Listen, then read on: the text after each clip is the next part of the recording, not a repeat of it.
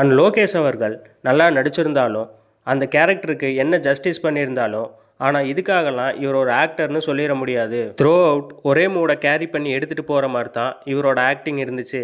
And தாஸோட கேரக்டரோட ஆர்க்குமே அப்படி தான் டிசைன் பண்ணியிருந்தாங்க.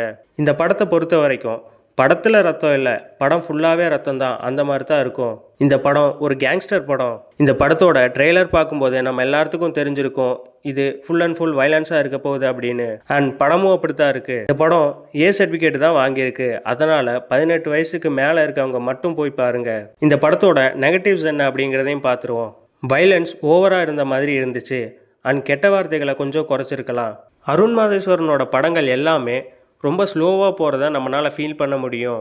அண்ட் இந்த படத்துலையும் அந்த ஃபீல் கண்டிப்பாக இருக்குது. இந்த மாதிரி சினிமா பற்றின அப்டேட்ஸ், மூவிஸை பற்றின கண்டென்ட் உங்களுக்கு வரணும் அப்படின்னா மூவி டேட் சேனலை லைக் பண்ணுங்கள், ஷேர் பண்ணுங்கள், சப்ஸ்கிரைப் பண்ணுங்கள். மறக்காமல் பக்கத்தில் இருக்க பெல் ஐக்கானையும் கிளிக் பண்ணுங்கள்.